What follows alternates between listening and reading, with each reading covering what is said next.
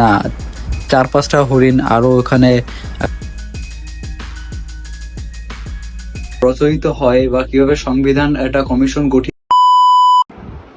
আসসালামু আলাইকুম guys, it's me Shipu. Welcome to my YouTube channel. নতুন রঙে, নতুন সাজে, নতুন দিনে, নতুন ভিডিওতে আপনাদের সবাইকে স্বাগতম। আমি আন্তরিকভাবে দুঃখিত যে এতদিন আপনাদেরকে আপডেট না দেওয়া বা এতদিন পর ভিডিও ছাড়ার জন্য, বিকজ কিছু খুশির খবরই ছিল, সেটা আপনারা ইনশাল্লাহ সামনে ভিডিওটা কন্টিনিউ করতে করতে জানতে পারবেন। আর আজকের দিনটা শুরু হচ্ছে আমার ইউথ এন্ডিং হাঙ্গার, এই যে নতুন একটা সংস্থার সাথে আমি যুক্ত হয়েছি সামাজিক কল্যাণের, সেইখানের একটা প্রোগ্রাম দিয়ে আমি, আমার বেস্ট ফ্রেন্ড নিয়ন আর আমার একটা ফ্রেন্ড রিপোর্টার বন্ধু, ওকে নিয়ে আমরা যাব আজকের রূপসা সিএসএস, ওই কি বলা যায় ওটাকে, একটা অডিটোরিয়াম। এখানে যায় একটা প্রোগ্রাম হবে যে কিভাবে ইউথদের চিন্তাধারায় দেশ কিভাবে হইতে পারে, এই একটা প্রতিপাদ্যে। সো বেশি দেরি না করে, বেশি কথা না বলে আজকের ভিডিওটা শুরু করা যায়।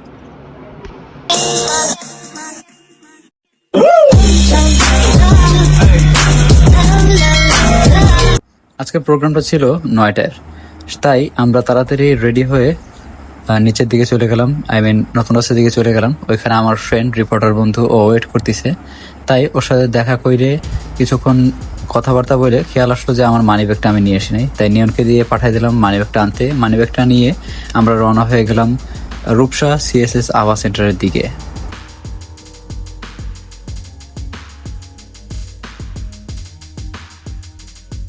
আর যেহেতু আমরা একই মাহিন্দ্রায় করে একবারে রূপসার দিকে চলে যাচ্ছি, সেহেতু আমরা খুব কম টাইমে রূপসায় পৌঁছায় গেছি আলহামদুলিল্লাহ।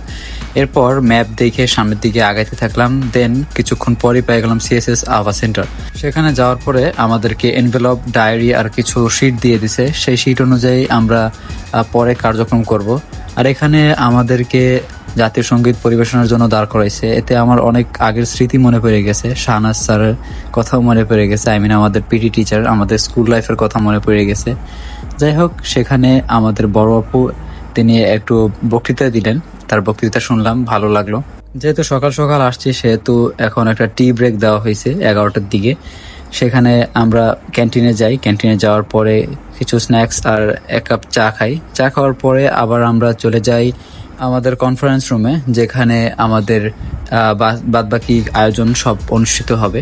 সেখানে যাই, সেখানে যাওয়ার পরে দেখি যে আমাদেরকে যেই চার্টগুলো দেওয়া হয়েছে, সেই চার্ট অনুযায়ী আমাদেরকে সংবিধান রচনা করার জন্য যে কাজগুলা, সেইগুলো এক একটা টিম ভাগ করে দিয়ে আমাদেরকে সেইগুলা কাজ করতে বলছে বা সেই কথাগুলো উত্থাপন করতে বলছে। একে একে আমরা সবাই সেই কাজগুলো করি as a reporter, as a সংবিধান রচয়িতা, এইরকম ভাবে আমরা কাজ করতে থাকি। তারপর একটা খাবার টোকেন পাই, সেই খাবার টোকেনটা নিয়ে ক্যান্টিনে চলে যাই। ক্যান্টিনে যায় সুন্দর একটা খাবার পাওয়া যায়, বিরিয়ানি মুরগির। আর we were very much hungry. সেখানেই এর জন্য খাওয়া শুরু করে দিই। খাওয়ার পর হঠাৎ আমার বন্ধু এক্সপ্লোর করলো যে পিছনে একটা সুন্দর জায়গা রয়েছে, আর তারপরে খেয়াল করলাম যে এটা একটা রিসোর্ট টাইপের। বিদেশিরা সবাই এখানে আইসে তাদের টাইমটা স্পেন্ড করে বা তারা এখানে রেস্ট নেয়, এরকম আসে বিষয়। আর বড় বড় সব সম্মেলন, মানে এইসব টাইপের সম্মেলন এই সেন্টারেই হয়ে থাকে। তাই এখানে চলে গেলাম আর ভিতরে ঘুরতে থাকলাম। হঠাৎ করে ভিতরে যাই দেখি যে এখানে হরিণও রাখা আছে। ওয়াও, দেখে খুবই ভাল লাগলো। প্রথমে ভাবছিলাম যে 2-1টা হরিণ, পরে দেখলাম যে না, 4-5টা হরিণ আরো ওখানে হরিণ রয়েছে। কিছুক্ষণ পর আমরা দোলনা খাইতে থাকলাম, আর দোলনা আমার খুবই ভাল লাগে। এটা দোলনায় বসলেই খালি অনেক জোরে জোরে দোল খাইতে ইচ্ছা করে। গাইজ, অনেকই এক্সেপশনাল জিনিস আমি দেখছি। আর আজকেরাও একটা নতুন একটা জিনিস আমি আবিষ্কার, তো অনেক আগে করছে অনেকে, কিন্তু আমার লাইফে আমি আবিষ্কার করলাম যে গাছের ঝুলন্ত অবস্থায় গাছের কলম বানানো, যেটা আজকে সিএসএস আভা সেন্টার রূপসার এখানে এসে দেখলাম। যদিও এইগুলা খ্রিস্টানদের আন্ডারে, বাহিরের থেকে সব ফান্ডিং আসে, সব কিছু ওই আন্ডারে, তাদের আন্ডারে। তাও তাদের আসলেই বুদ্ধি আছে বলতে হয়। যেমন এই দেখেন যে নারিকেল গাছের মধ্যে এই কলম চারাটা করছে, তারপর এরকম গাছের সাথে ঝুলায়, অনেক ইউনিক ওয়েতে করছে। এরকম সাথে সাথে অনেক জায়গায় আছে, যেমন এইখানে রয়েছে। এখানে সুন্দর, মানে সবকিছু সুশৃঙ্খল ভাবে করা। বাংলাদেশের মধ্যে এরকম সুশৃঙ্খল ভাবে অনেক কিছু গুছায় গাছায় রাখা খুবই কমই দেখছি, খুবই কমই পাইছি। এই জায়গার সবচেয়ে বেশি ভালো লাগছে যেহেতু খ্রিস্টান এরিয়া, তাও এখানে নামাজ পড়ার জন্য জায়গা রাখছে, এটা আমার এখানে মন কাড়ে নিছে, আমার খুবই ভালো লাগছে। তাই সেখানে আমরা নামাজ আদায় করি। জোহরের নামাজ আদায় করার পর কিছুক্ষণ ওখানে বসে আমি আর আমার বন্ধু নিয়ন গল্প আড্ডা দিচ্ছিলাম, যেহেতু বৃষ্টি পড়তেছিল।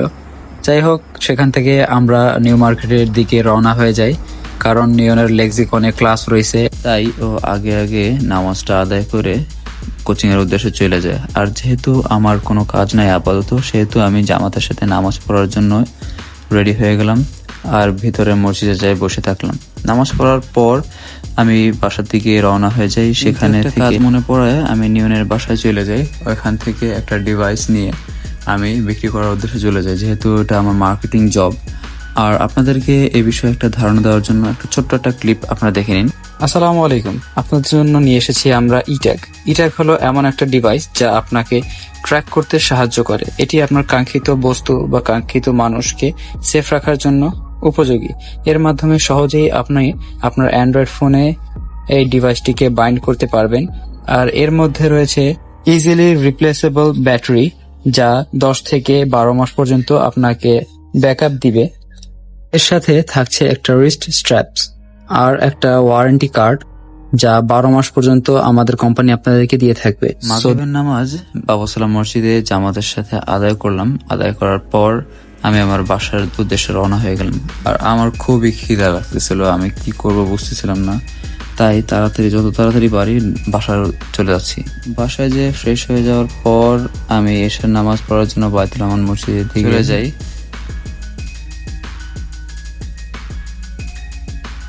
আর এশার নামাজ পড়ার পর আমি নিয়নের বাসার দিকে চলে যাই, যেহেতু নিয়নের সাথে আর ওই বিকালের পরে দেখা হয় নাই।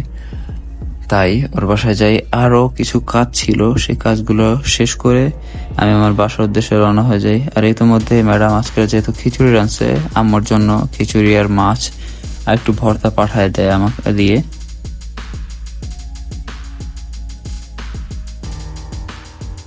আর অবশেষে অনেকক্ষণ পর আমি আমার বাসায় পৌঁছাই, আলহামদুলিল্লাহ। আসসালামু আলাইকুম guys, this is me Shipu, welcome again. বাইরে থেকে বাসায় আসার পর ফ্রেশ হইলাম, খাওয়া দাওয়া শেষ করলাম। আর আজকের দিনটার কথা শুধু ভাবতেছিলাম যে আজকের কিরকম দিনটা গেল। আর মানে খুবই এক্সাইটিং একটা ডে গেছে আমার জন্য, বিকজ ইউথ এন্ডিং হাঙ্গারের আমাদের যে প্রতিষ্ঠানটা এখন আমাদেরই বলতে হয়, কারণ যেহেতু আমি এটার সাথে একজন এখন অ্যাক্টিভ কর্মী হিসেবে আমি রয়েছি, সেহেতু এখন আমাদেরই বলতে হয়।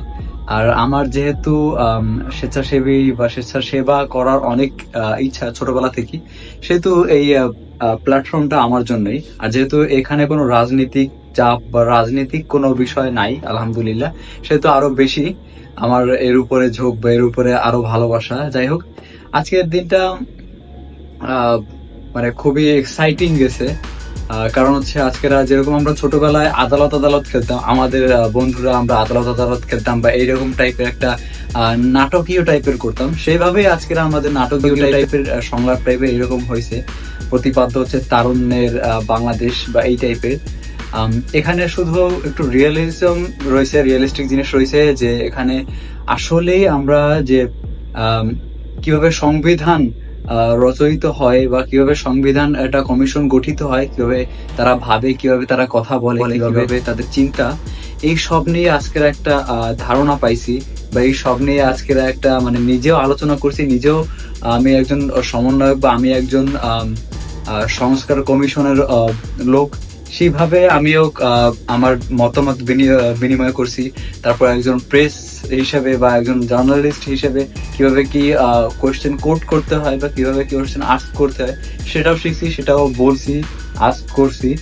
এইভাবেই আমার আজকের দিনটা গেল। আর প্রতিদিন নতুন কিছু শিখতেছি, নতুন কিছু দেখতেছি, এর মধ্যে আমার জীবন চলা। আর আপনারা যেহেতু আমার ইউটিউব চ্যানেল, আমার ভিডিওগুলো দেখেন, ইউটিউব চ্যানেলে আমার ভিডিওগুলো দেখতেছেন, আপনারা বুঝতে পারবেন, জানেন বা আপনারা জানেন যে আমার প্রতিদিনটাই কর্মময়, প্রতিদিনটাই নতুন একটা কি বলা যায় অ্যাডভেঞ্চার নিয়ে হয়। সো এই কথা বলে আজকের ভিডিওটা আমি এখানেই শেষ করব। আপনাদের সবার জন্য শুভকামনা। নেক্সট একটা ভিডিওতে আবার দেখা হবে। আসসালামু আলাইকুম।